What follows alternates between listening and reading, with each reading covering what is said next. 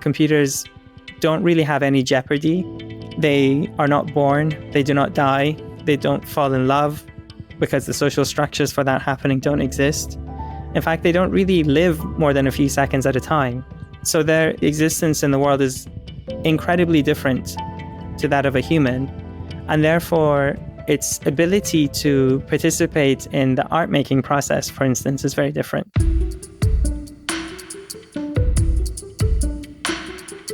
Hello, and welcome to Things I've Learnt, a podcast from Mix Interiors. I'm your host, Harry McKinley. I'm the managing editor at Mix Interiors. And over the course of my professional career, I've been incredibly privileged to speak to some of the design and creative industry's most insightful and influential figures. Now, I want to share some of that insight with you.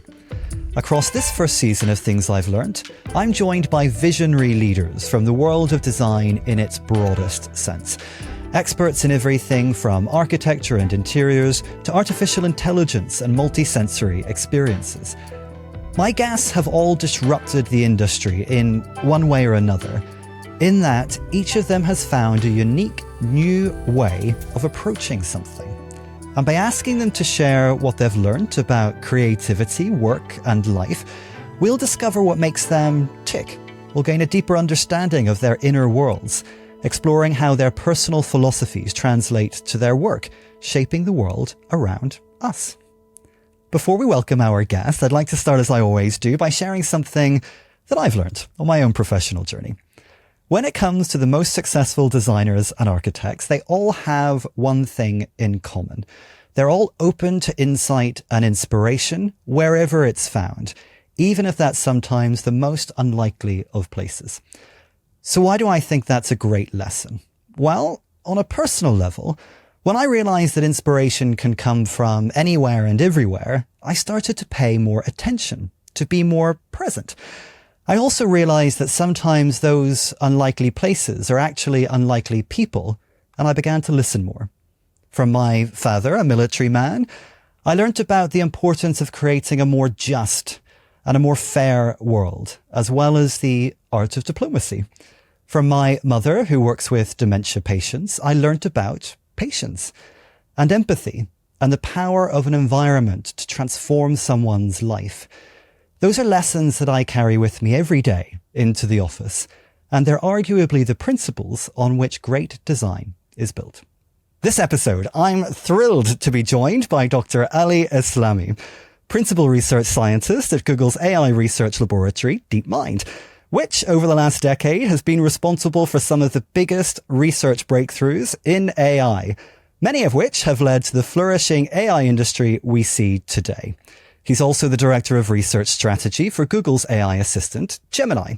So Ali's really been at the forefront of advancing artificial intelligence, developing boundary-shattering ways to make machines more independent learners, capable of reasoning, and perhaps even creating in the same way that humans do. So I first met you, Ali, when we did a panel together discussing the role of technology in design. And there were two things that really struck me about you. Firstly, people might think that you're a bit of a tech boff, which of course you are, but coming from a creative family, and we can talk about that a little bit later, you have a real understanding of the emotional element of design. Secondly, we often think of AI, your bread and butter, as something that is going to revolutionize the process of design, the practicalities. But actually, you made me realize that it's how AI thinks, how it comes up with its own ideas that most has the potential to make waves. For me, AI doesn't just feel like a new innovation to make our lives easier in some way. This is society-changing, convention-shattering stuff. Is that fair? Yeah, I definitely think that that's a fair way of characterizing it. So the way that I've often spoken about it in the past is that it's going to be an era-defining moment for us humans. And we've certainly gone through a number of those in the past, like when we realized that the planet was round, or when we realized that Earth wasn't at the center of the universe, and that in fact, the universe was doing its own thing and we were in a little corner of it going our own little way. Or when we realize that humans and animals are connected through this evolutionary lineage and that we're not set apart from other creations on this planet. Each one of those things, they really got us to rethink our position in the world and how we relate to the world. And I think that something similar is happening with AI. We're beginning to realize that maybe we're not going to be the smartest beings around. We maybe won't be the only beings that can create things, that can design things, that can imagine worlds. And I think it poses an interesting question to us, which is, okay, if that's the case, then where do we stand? How do we relate to those beings? How do we relate to ourselves? And what do we see our position to be and our role? And I think it's going to be really interesting. It's going to be scary, but it's also going to be fun. And we're going to learn a lot about ourselves, I think.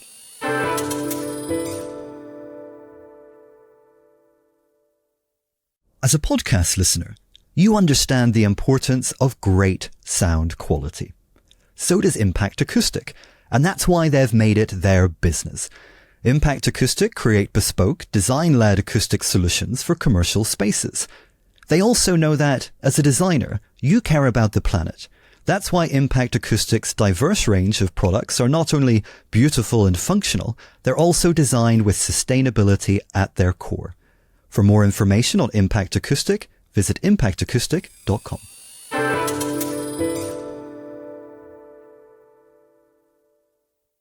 I want to rewind and set the scene a little bit. How did you get into the world of machine intelligence? Can you tell us a little bit about your journey into AI? Like many of my colleagues, I got into this whole space when I was a teenager and I was playing video games. So, as a kid, I used to play Nintendo 64 and Sega and all of that stuff. When I was a teenager, my brother bought us an Xbox and I played these video games. Halo in particular was a standout. And I was completely mesmerized by the feeling it was creating in me. It felt like I was on a different planet. I was interacting with these characters, with these environments. And I wanted to understand how they were built. Who are these people who are making these worlds? How do they do it? So in fact, I first started learning to do 3D modeling and animation. I thought, okay, first I need to create these 3D objects and these 3D worlds, then I'll figure out how to make them move and behave the way they do. It turns out that I found 3D modeling to be quite challenging. And so I skipped all of that stuff and I went straight to coding. I found it so empowering to be able to get these machines to do whatever I wanted them to do. It wasn't even an option for me. I just knew I wanted to continue in this field for my university studies.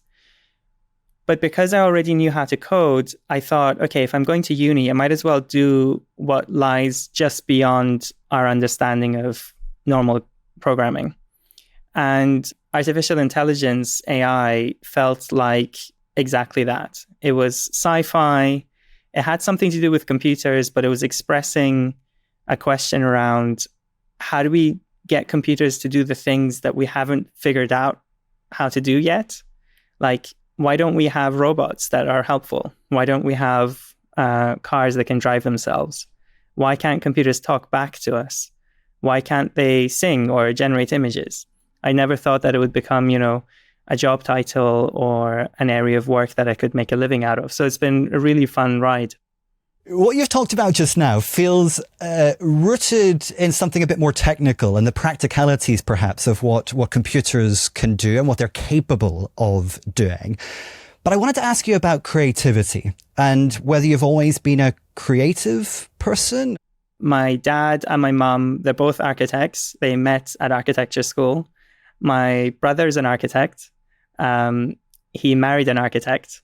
So all I hear about at the dinner table when I'm with my family is architecture. And as I'm sure you know, architects tend to take things quite philosophically. They don't just think about buildings, but they think about the role of the building in society and the role of the creative act and the importance of it for the people who live in the buildings, but also the people who design the buildings. So I was very familiar with that kind of broad perspective on creativity.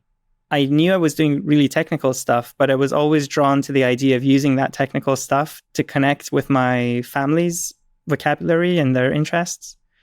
So even when I was learning to code, as I said, it was code plus world making in the context of games.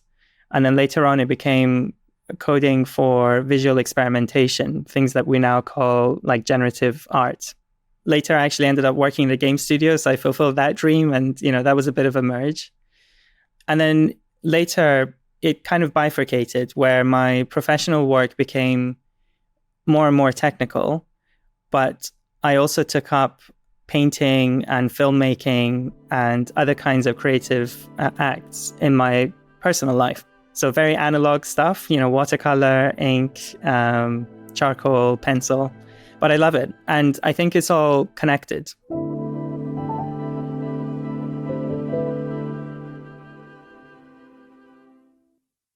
So tell us, Ali, firstly, what does success mean to you? To me, success is fulfilling your potential and satisfying your curiosity. I think those are the two main components. I'm deeply motivated by trying to understand things in the world. And if I can live a life where I get to do that, then I feel like I've succeeded. The other component that isn't captured by what I just said is making sure that as you're doing this, the people around you also have a good time. So you're helping people, they enjoy your presence and they're not harmed by your presence. And yeah, I think something just as simple as that, that's what success is. You were born in Iran. You moved to the UK at 6 and back to Iran at 12. What did success look like in your household growing up?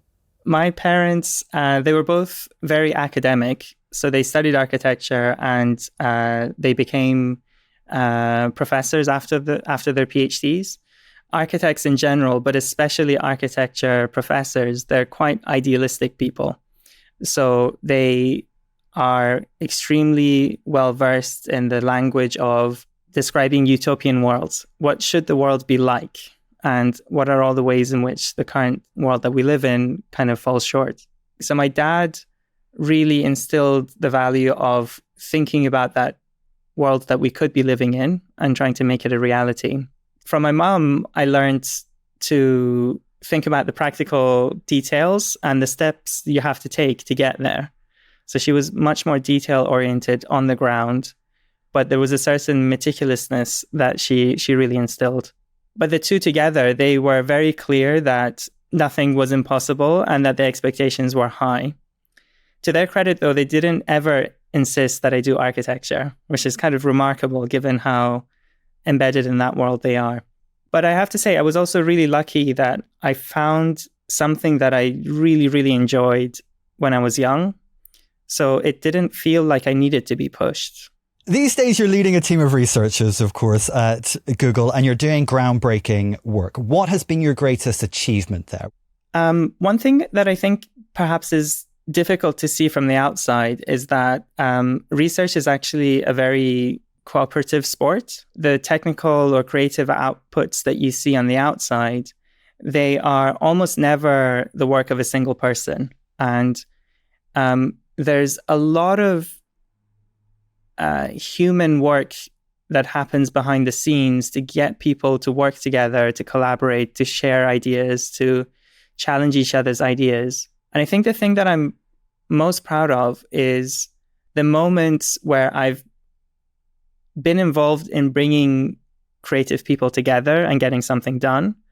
It feels incredibly satisfying and rewarding because it feels more timeless than the result itself. In AI research, results tend to get out of date within weeks or months.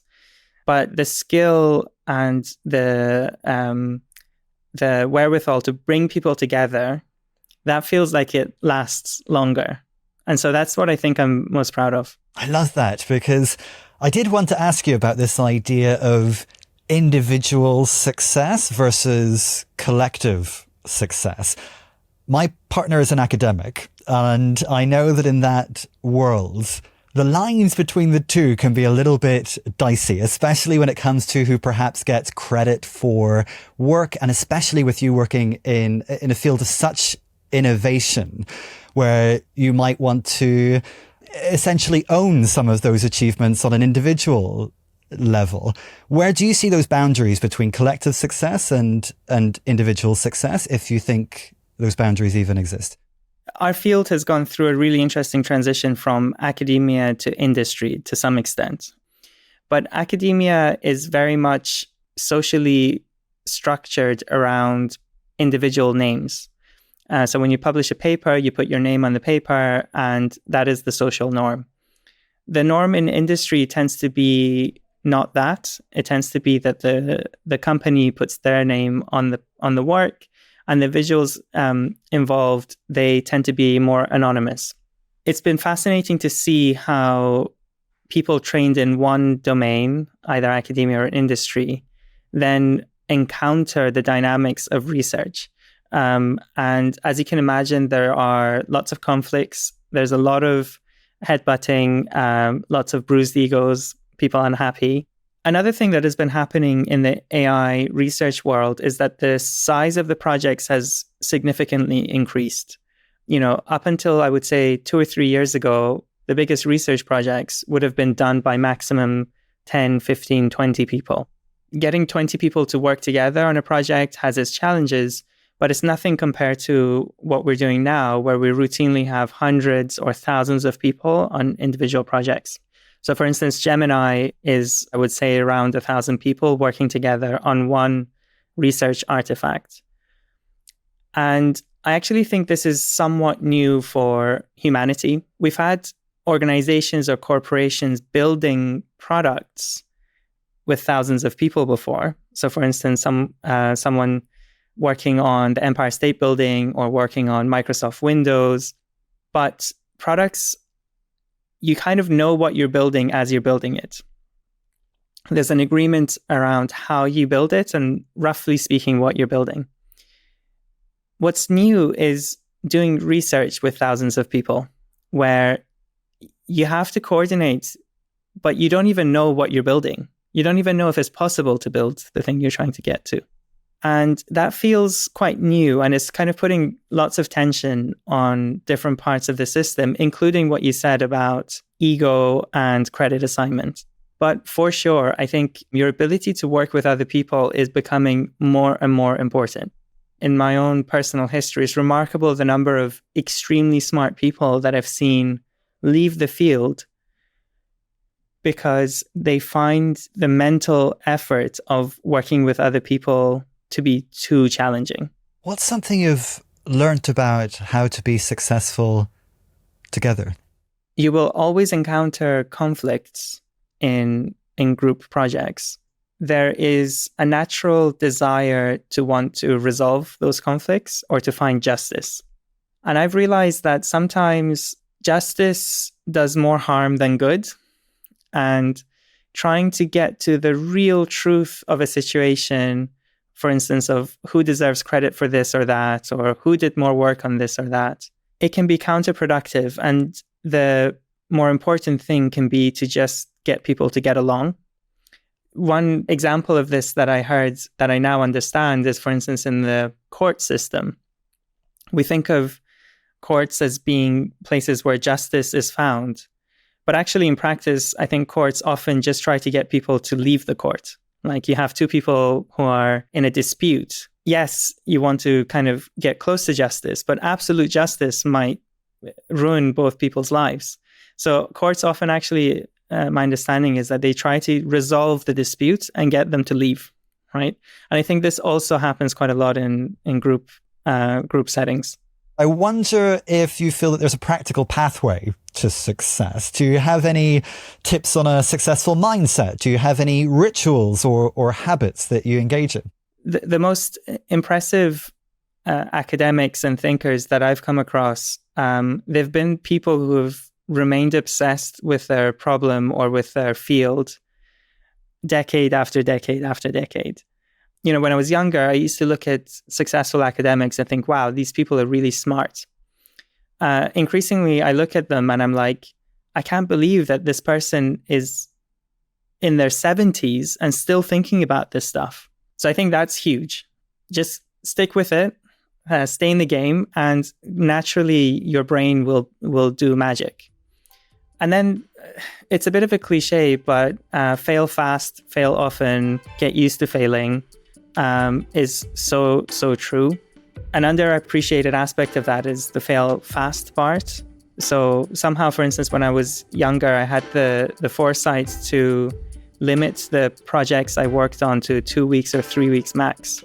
So when I was learning to code, I would work on something for 2 weeks and then I'd share it with my friends. And I somehow knew that was a good rhythm to get myself into. That's still the case. I think I'd just limit it there, those two. Keep it simple.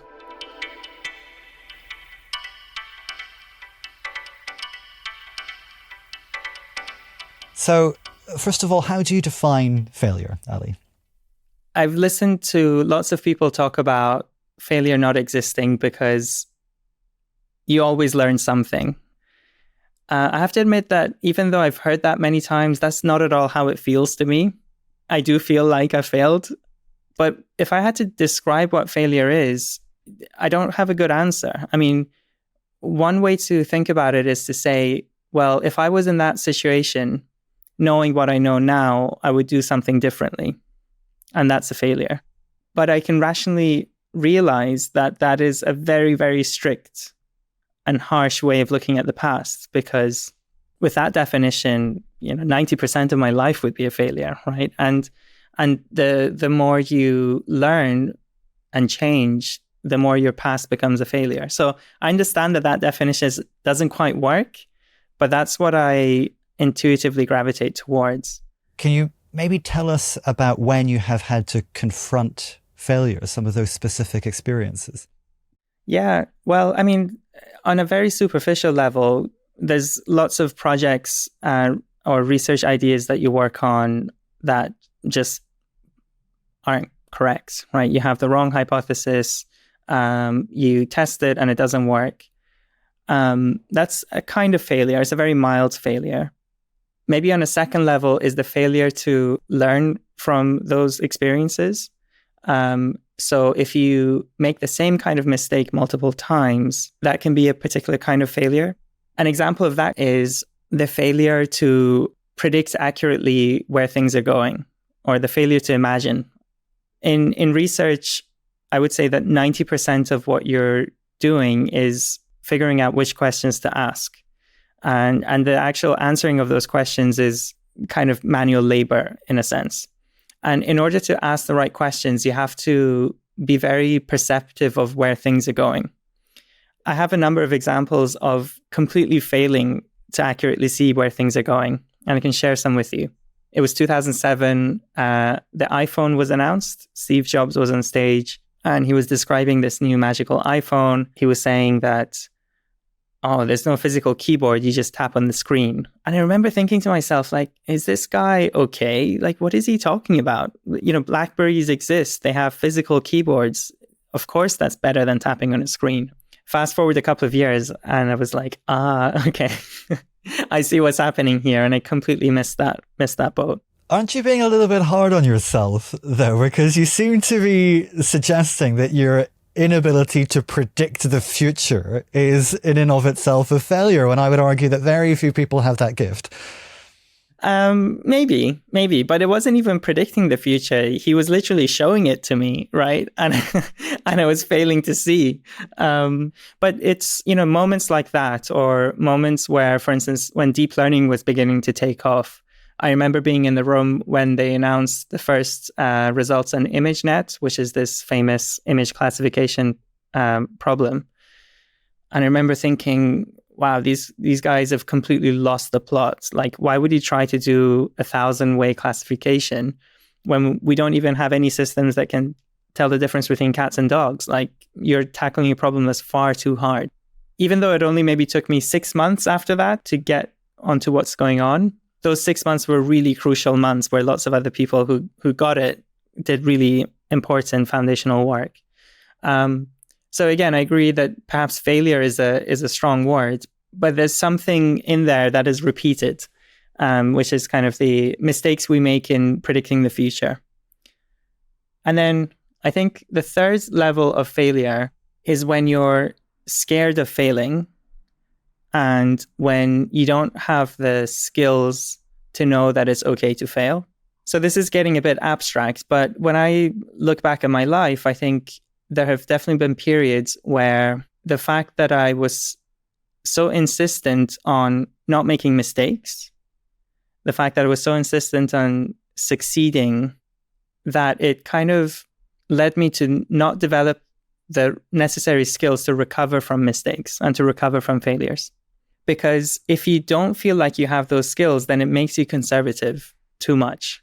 It makes you risk averse, and it prevents you from exploring ideas that you actually have the capabilities to explore. And so sometimes I'm envious of people who did lots of risky things in their teenage years or in their young adulthood, because I think they developed the muscles to know that it's actually fine, that they can overcome those things. I sometimes think the fear of failure that you're talking about is tied up a lot in what other people think, the appearance of having failed. Do you care about that? Yeah, I definitely do. Interestingly, the thought that comes to my mind isn't failure on the public stage, but failure in the private space. So it's when people who you hold in high regard, say your family or your close friends or your the people you're in relationships with, it's when they think I failed that I think cuts the most, more so than, say, giving a talk that doesn't land, or speaking about a research idea that was terrible, or painting something that nobody likes. It definitely plays a part. And it's often the thought of that happening that affects actions more than the actual event of it happening. Very often I think about, what if this person thinks that? What if that person thinks that? And I guess something to think about for myself is, how do I free myself from those thoughts? When it comes to this idea of failure and other people's expectations, it's one thing when we're talking about family or loved ones, or even really a personal sense of failure. But you do work for a large global organization, and so presumably there are professional expectations as well. Do you feel that there is a sense that you cannot fail in work? For sure. I mean, professionally, I work at Google, and Google has products that consumers use and interact with. So there are instances where we've launched products that have failed to meet the standards that people expect. So in the recent years, we've had AI products that have done senseless things or given answers that have been inappropriate, and they've been very embarrassing failures for the company. As a researcher, we also participate in kind of writing research papers and putting ideas out there. And research is a bit of a competition. It's a bit of a race. And one can think of failures of two kinds here. One is when you put an idea out there that has a mistake in it. In the experiments, despite your best efforts, sometimes the experiments are faulty, or you get to the wrong conclusion when you look at the data, and that's a particular kind of failure. But a second kind is when you fail to have the insight as fast as your competitors have. So you might be looking at the same evidence and yet miss the point. And it might be months or even years before you have the same epiphany that someone else looking at the same evidence had. So in the context of that race for discovery, that can be seen as a bit of a failure. And the third category of failure in a professional context, I would say, is when you fail to work with your colleagues in a way that is optimum. So when you fail to give feedback at the right time, when you fail to receive feedback, when you fail to give feedback in the right way, when you fail to work together when it made sense for you to work together, I would say that it's the bottleneck actually for progress.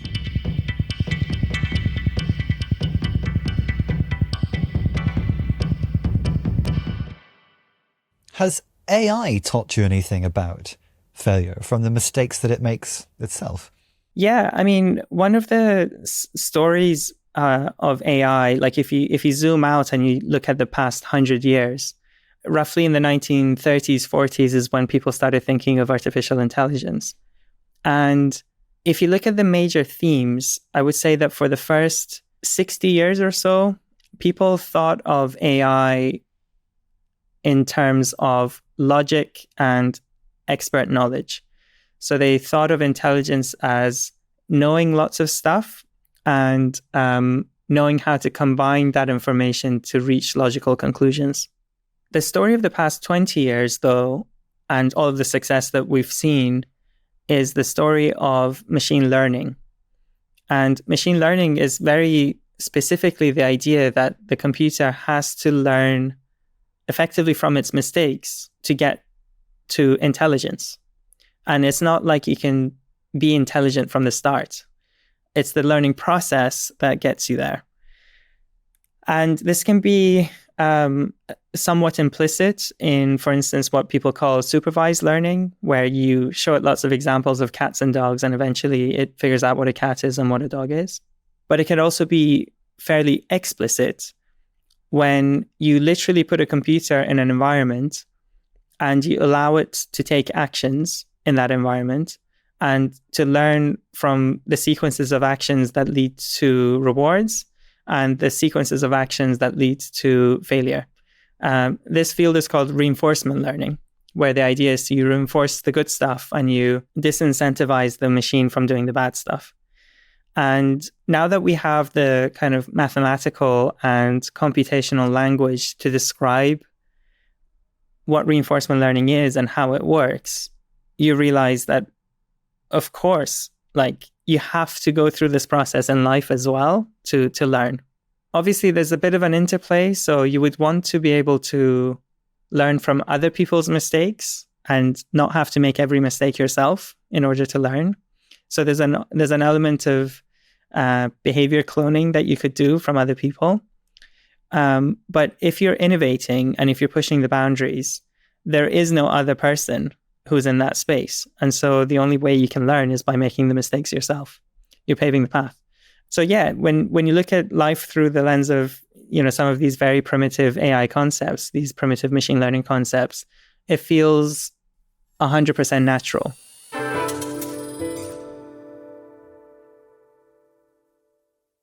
Mix Interiors is the leading platform for commercial interior design and architecture, in print and online. We feature the people shaping and reshaping the world around us. Explore the latest projects setting the bar for exceptional design and showcase the products at the very forefront of innovation and creativity. For more information on how to subscribe in print or to view the latest digital content, head to mixinteriors.com.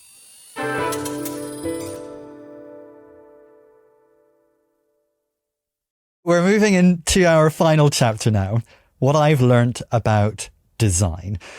Now, with AI, it sometimes feels like people get fixated on what there is to be afraid of, and that gets in the way of us being able to utilize this to its maximum potential and possibility. So if there is anyone that is going to put all of that to bed right now, it's you, Ali.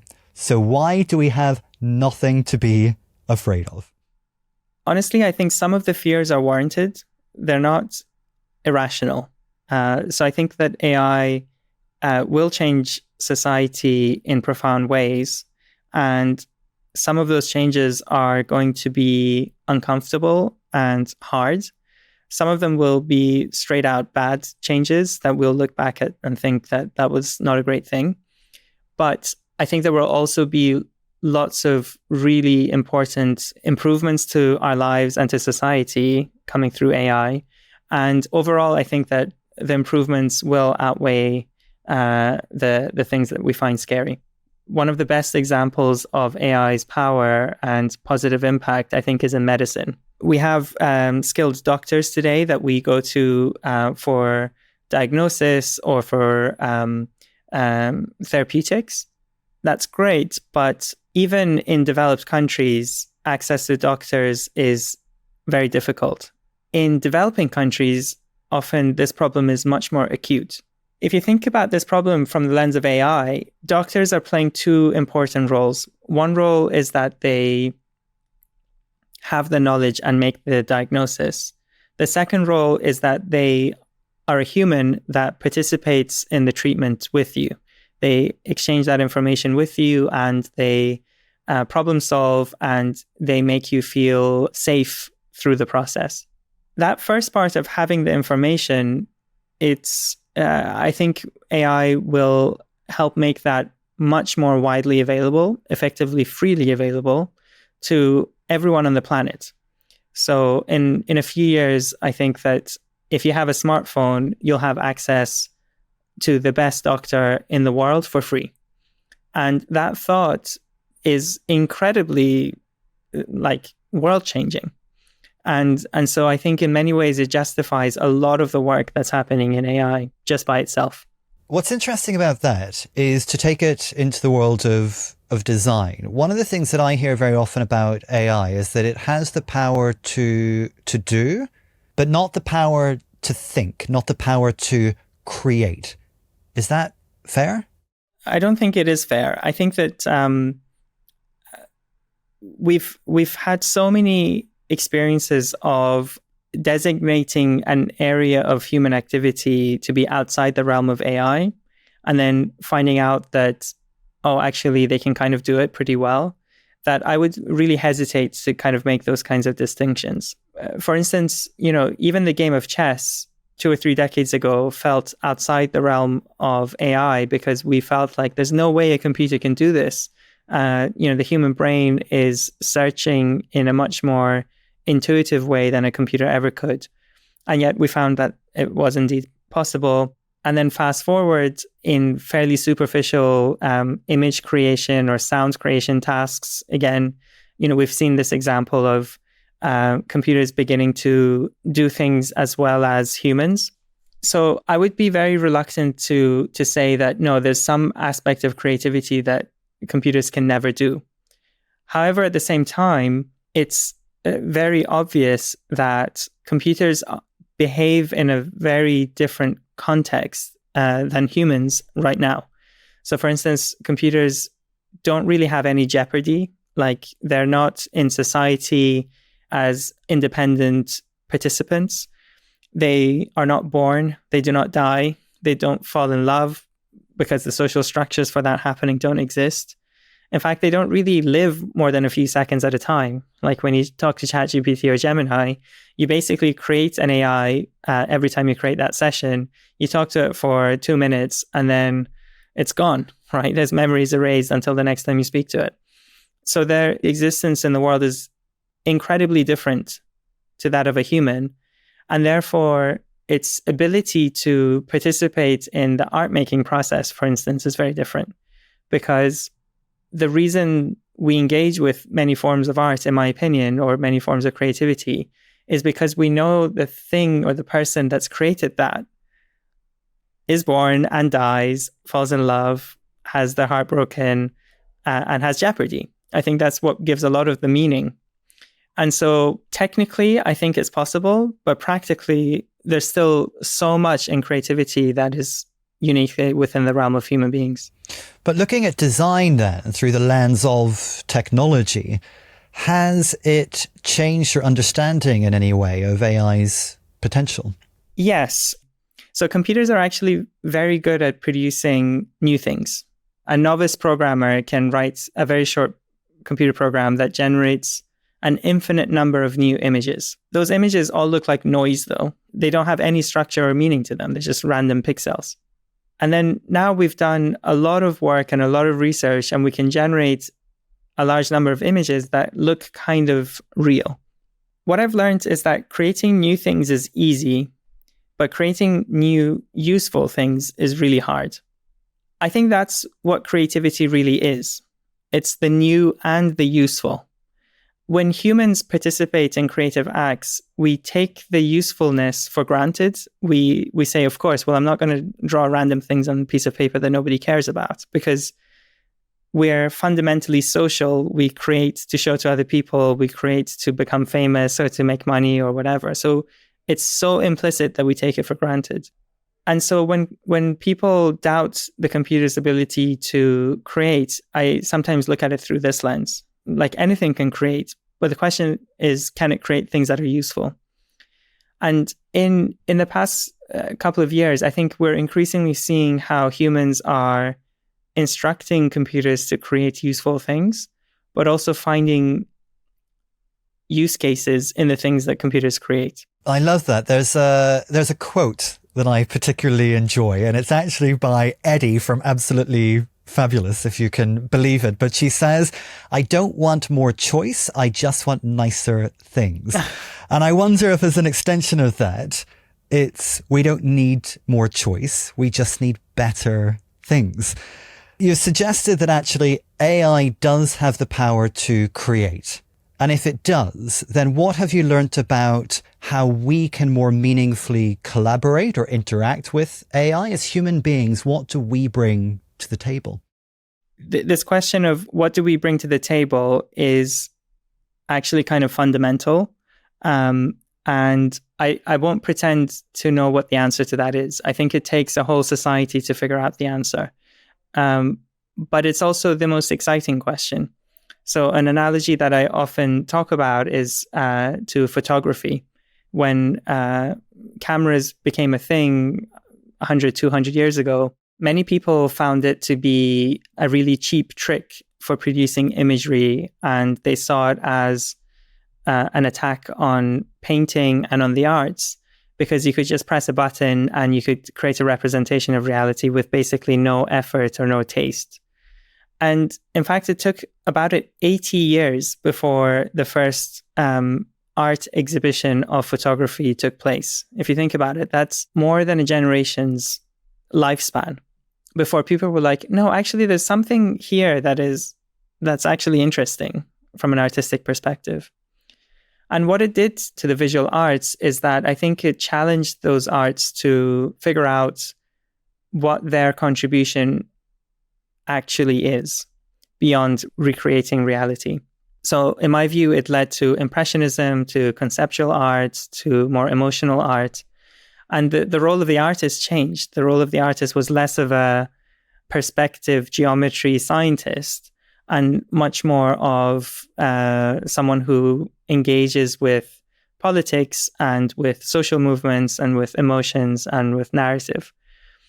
I think that AIs that create in design, in illustration, in architecture, and in other creative domains, they will similarly challenge us to figure out, okay, so what is our role in this new paradigm? What do we bring to the table? And I think, the human touch, the experience of encountering these artworks in a limited lifetime, I think is very, very unique to us. And it matters deeply to us. The fact that we are social and we care about each other and we want to have communities and we want to fall in love, we want to have families, those kinds of things deeply matter to us. And I think will come to the fore in all of these domains. And then the final thing to say on this is that just like photography, the tool, it requires mastery to use. So yes, cameras are widely available, but it doesn't mean that we're all equally skilled at creating captivating photographs, right? Even after all this time. So just the fact that the tool can capture something doesn't mean that there isn't any artistry in using it. So it is with AI, in my opinion. Yes, you can instruct these machines to do lots of things, but asking the right questions, instructing them to do the right things at the right time for the right context, that will probably still be within the human domain for a long time to come. Well, on that note, let's go into our final question then, Ali. And I wanted to ask you if there was one lesson that someone listening to this can take away, what would it be?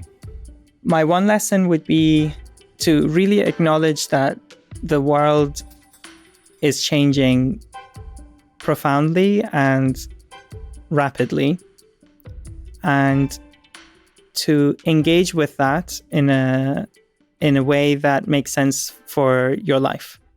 I think that fighting it or wanting for it to not happen or giving the power to shape its direction to other people is deeply counterproductive thing to do, and it's a missed opportunity. And it's not just with AI, but in so many different aspects of life. Things are changing fast, and it's so crucial that we all engage with it in our own way, whether it's as creatives, as technologists, as politicians, as members of society. I think engaging really matters. And yes, as we discussed, failure is a part of that, making mistakes is a part of that, but participating and engaging really matters, and it's more possible now than it's ever been too, given all the social structures and technologies that we have. So I would just say, roll your sleeves up and get engaged. It's been a really fascinating conversation, Ali, and you've taught me a few things. Firstly, that perhaps being governed by a fear of failure is, in and of itself, a type of failure. And secondly, I love this idea that we don't always have to have all the answers. Sometimes we just need to know how to ask the right questions. So thank you for that. Thanks for having me. Thank you for listening to Things I've Learnt. If you enjoyed the episode, do make sure that you like and subscribe to the podcast and recommend us to your friends. Join us again next episode when I'll be speaking with interior designer Beata Heyman. We also film these conversations, so if you want to see us as well as hear us, head on over to mixinteriors.com. Things I've Learnt is hosted by me, Harry McKinley. The episode was produced by Nada Smiljanic, and the executive producer was Dan Jackson, with original music by Memotone. Things I've Learnt is a co-production by Reduced Listening and Mix Interiors.